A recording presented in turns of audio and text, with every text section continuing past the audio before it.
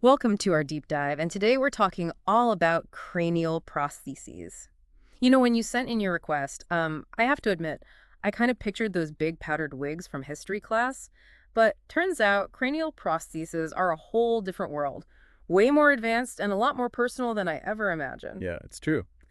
These aren't your grandma's wigs. We're talking about custom-made hair pieces Yep. designed to fit your head perfectly and crafted to look incredibly realistic. Right, like so realistic that most people wouldn't even know you're wearing one. But before we go any further, let's break it down for our listener. What exactly is a cranial prosthesis? Okay, in the simplest terms, it's a hair piece that's designed to cover hair loss on the scalp, Yeah. and it's made to mimic natural hair, either using synthetic fibers or real human hair. Okay, so it's like choosing between a comfy acrylic sweater and a luxurious cashmere one. Both do the job, but they have different vibes. But why would someone choose a cranial prosthesis in the first place? Well, the most common reason is medical hair loss. Think about the impact of chemotherapy for cancer patients. They're fighting a serious illness. And then on top of that, they have to deal with the visible side effects like losing their hair. It's like adding another layer of difficulty to it, an already incredibly challenging situation. Exactly. And it's not just chemo. Alopecia, an autoimmune disease that causes hair loss, also leads many people to seek out cranial prostheses. Now, I have to admit, I'm not super familiar with alopecia. Could you give us a little more detail on that for our listener? Sure thing. So alopecia comes in a few different forms. Alopecia areata causes patchy hair loss, while alopecia totalis means complete hair loss on the scalp. And then there's alopecia universalis, which, as the name suggests, causes hair loss all over the body. Each type can be incredibly distressing, both physically and emotionally. It makes you realize that hair loss isn't just about vanity. It can have a real impact on someone's self-esteem and mental health. Absolutely. And that brings us to another major reason why people choose cranial prosthesis: boosting confidence. Hair loss, regardless of the cause, can be really tough to deal with. A cranial prosthesis can be a game changer, helping people feel like themselves again. It's like reclaiming a part of yourself that you thought you'd lost. That's a great way to put it. It's about feeling comfortable in your own skin. And then, of course, there are people who choose cranial prostheses simply to explore different styles. That's right. They might not be experiencing hair loss, but they're intrigued by the versatility and options that a cranial prosthesis offers. It's like having a wardrobe for your hair. It's all about personal expression and the freedom to try out different looks without making any permanent changes to your natural hair. So let's say our listener is intrigued and wants to explore getting a cranial prosthesis. What would be the first step? The journey starts with a consultation, either with a healthcare professional or a certified wig specialist. They will assess your needs, discuss your expectations, and guide you through the whole process. So it's not like walking into a store and picking something off the shelf. Not at all. It's a very personalized experience. During the consultation, they take measurements of your head, consider your lifestyle, and discuss your preferences for hair color, texture, and length. It's like designing your dream hair from scratch. That sounds amazing. So you're not limited to what's in stock. You're actually creating something unique to you. What happens once the design is finalized? I'm picturing a big reveal like on those makeover shows. You're getting the idea. It's not an instant transformation, though. There is a process of crafting the prosthesis, and then there's a crucial step called fitting and styling. This is where the magic happens. Okay, now I'm really curious. Tell us more about this fitting process. Think of it like tailoring a custom-made suit. The specialist ensures the prosthesis fits comfortably and securely, and then styles it to complement your features and achieve the look you want. I bet that must be such a rewarding moment for both the client and the specialist. It really is. And of course, the specialist also educates you on how to care for your prosthesis, so it stays looking its best. It's an investment worth protecting. That makes sense. It's not just about the initial look, it's about maintaining it over time. Exactly. It's like learning how to care for a delicate garment. Proper washing, conditioning, and styling techniques can make a big difference in its longevity. Now, before we move on, you mentioned insurance coverage earlier. Can you tell our listener a little more about that? Absolutely. Many health insurance plans cover cranial prostheses, especially for medical reasons like chemotherapy or alopecia. It's always best to check with your specific provider to see what your plan includes. That's really important to know. It can make a big difference in making cranial prostheses accessible to those who need them. Speaking of accessibility and understanding the needs of clients, one of the sources you sent was written by Nicole Trahan, a cranial prosthesis specialist who also happens to have alopecia totalis. Yes, That's a really interesting piece because she brings a unique perspective to the table. Okay, this is where I think our listeners' ears are going to perk up. What can you tell us about Nicole and how her personal experience might shape her approach as a specialist? Let's delve into that in part 2 of our deep dive. Mm-hmm. So picking up where we left off, Nicole Trahan isn't just a cranial prosthesis specialist. She's also someone who wears one herself. She has alopecia totalis, which means she's experienced complete hair loss on her scalp. Wow, that must give her such incredible insight into what her clients are going through. It's one thing to understand the technical aspects of cranial prostheses, but it's another to truly grasp the emotional and personal impact of hair loss. Exactly. And she really dives into that in her writing. She talks about how losing her hair at a young age was incredibly tough. She felt self-conscious, different, and it really knocked her confidence. Yeah, I can imagine that. I think a lot of people, especially women, are raised with this idea that their hair is a big part of their identity and beauty. To lose that can be really disorienting. Absolutely. And Nicole touches on that as well. She talks about societal beauty standards and how those standards often exclude people who don't fit the conventional mold. But she also talks about how discovering cranial prostheses was a turning point for her. It helped her reclaim a sense of normalcy, boost her confidence, and ultimately feel more like herself. It's like she found a way to bridge the gap between who she was and who she felt she was expected to be. It wasn't about conforming to some ideal. It was about expressing her own individuality. You hit the nail on the head. She's a real advocate for embracing your unique beauty, regardless of whether you have hair or not. And her work as a specialist is infused with that philosophy. I bet that makes her clients feel so seen and understood. It's like they're not just getting a hairpiece, they're getting support and empathy from someone who's been in their shoes. Precisely. And it goes beyond the emotional aspect, too. Yeah. Because she wears a cranial prosthesis herself.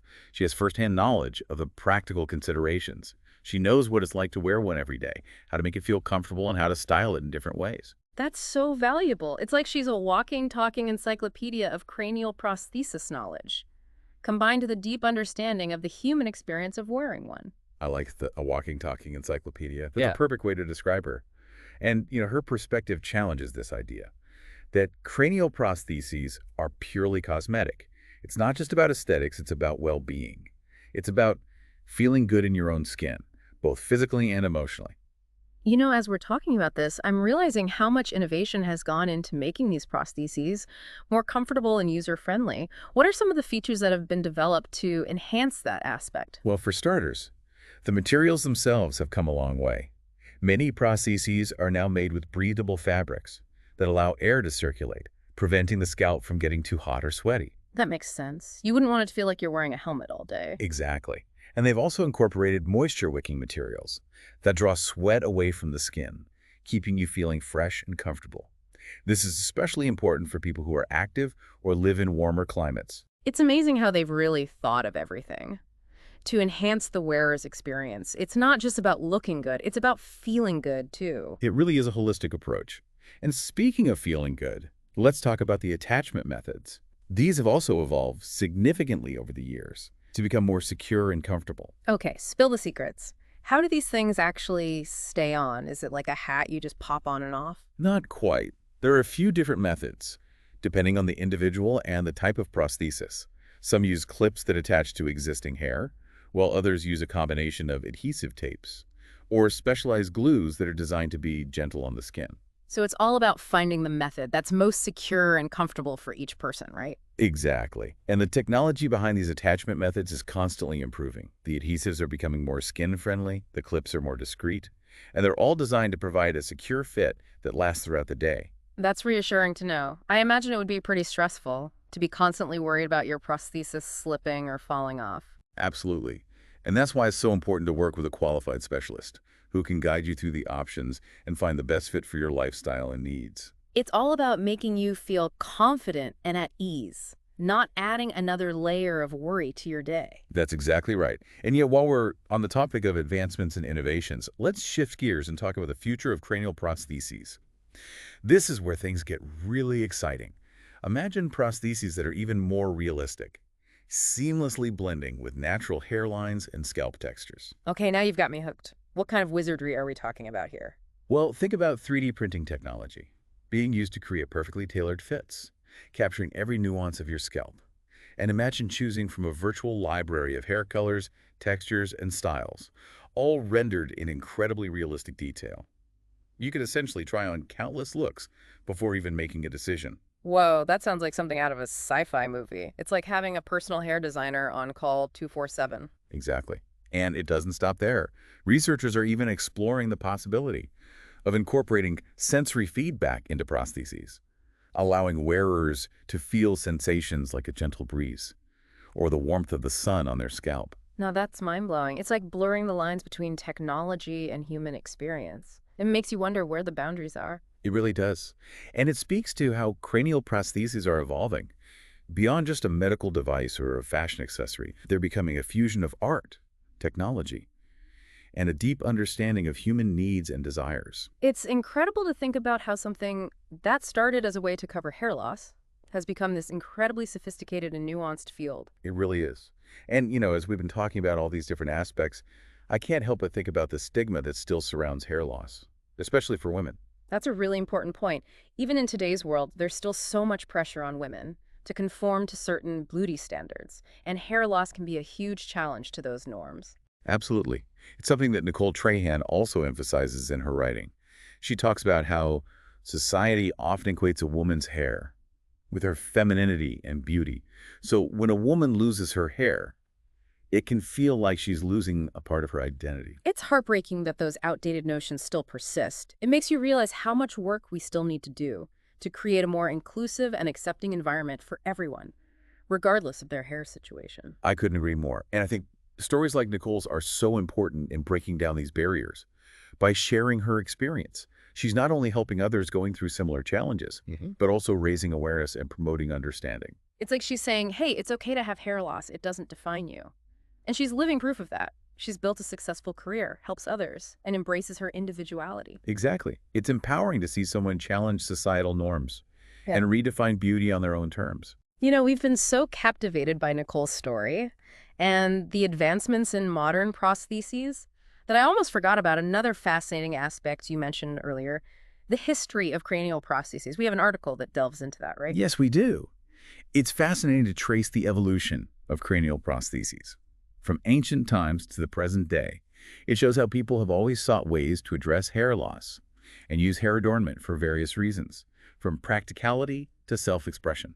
Okay, now I'm really intrigued. Let's fire up that time machine and take our listener on a journey through the history of cranial prostheses. Let's do it. We'll uncover how different cultures approached hair adornment and how those practices have shaped the cranial prostheses we know today. All right, so we're stepping into our time machine and getting ready to explore the history of cranial prostheses. Where are we headed first? Our first stop takes us all the way back to ancient Egypt. You know those elaborate headdresses and wigs you see in hieroglyphics and paintings? Well, those weren't just artistic flourishes. The ancient Egyptians were surprisingly advanced when it came to hair adornment, including the use of wigs and hairpieces. So cranial prostheses weren't just a modern invention. They were rocking those things thousands of years ago. That's right. They use a variety of materials like human hair, wool, and even plant fibers to craft these intricate pieces. And it wasn't just about looking good either. These hair pieces often held symbolic meaning, representing social status, religious beliefs, or even protection from the elements. It's amazing how something as seemingly simple as hair could carry so much weight back then. It makes you think about how our relationship with hair has evolved over time. It really does. And as we journey forward from ancient Egypt, we find that other cultures also embrace the art of hair adornment. For instance, in ancient Rome, wigs made from human hair were incredibly popular. They even had specialized wig makers who created intricate styles and colors to cater to the fashion-conscious Romans. I can just imagine those Roman senators strolling through the forum, sporting their perfectly styled wigs. It sounds like a scene straight out of a historical fashion show. You got it. And it wasn't just the men who were into wigs. Roman women also wore them, often using them to create elaborate hairstyles or experiment with different colors. It seems like the desire to enhance our appearance and express ourselves through hair is something that transcends time and culture. Absolutely. And as we continue to fast forward through history, we see this theme recurring again and again. For example, during the 16th century, Queen Elizabeth I of England was renowned for her extravagant wigs and hairstyles, setting a trend that swept across the aristocracy. So it's like the Queen's stamp of approval turned wigs into a must-have fashion accessory. Pretty much. Yeah. And during that time, wigs also served a practical purpose. They helped conceal hair loss caused by illnesses like syphilis, which was unfortunately quite common back then. Wow, it's a reminder that health and fashion have always been intertwined. So what about the centuries that followed? Did wigs stay in style? Oh, they definitely did. The 18th century is often referred to as the golden age of wigs, with those elaborate powdered wigs, becoming a symbol of status and power, particularly among European men. I'm picturing those massive white wigs that judges and lawyers still wear in some countries. They definitely make a statement. Exactly. But those wigs weren't just for show. They were incredibly expensive and time-consuming to maintain, requiring regular powdering, styling, and even the use of animal fat for styling. Wow, that's some serious commitment to a hairstyle. So when did wigs start to become less about status and more about personal choice and practicality? Well, the shift began in the late 18th century, as more natural hairstyles gained popularity, and with improvements in hygiene practices, and a gradual decrease in the stigma surrounding hair loss. Cranial prostheses transitioned into a more personal and discreet option. It seems like it became less about making a bold statement and more about finding a solution that fit individual needs and preferences. That's a great way to put it. And as we move into the 20th and 21st centuries, we see cranial prostheses becoming even more sophisticated and tailored to individual needs. The focus shifted towards creating solutions that looked natural, felt comfortable, and were easy to wear. And as we discussed earlier, technology has played a massive role in driving these advancements, leading to the incredibly realistic and comfortable options available today. It's been an incredible journey, from ancient rituals and status symbols to modern-day solutions that blend seamlessly with our lives. Cranial prostheses have come a long way. We've explored the history, the science, the personal stories, and even glimpsed into the future of cranial prostheses. It's been an eye-opening deep dive. It certainly has. And it really highlights how human ingenuity and the desire to feel our best has driven innovation in this field for centuries. So to our listener, if you're interested in learning more about cranial prostheses, don't stop here. There's a wealth of information out there, from personal stories of resilience and transformation to details about the latest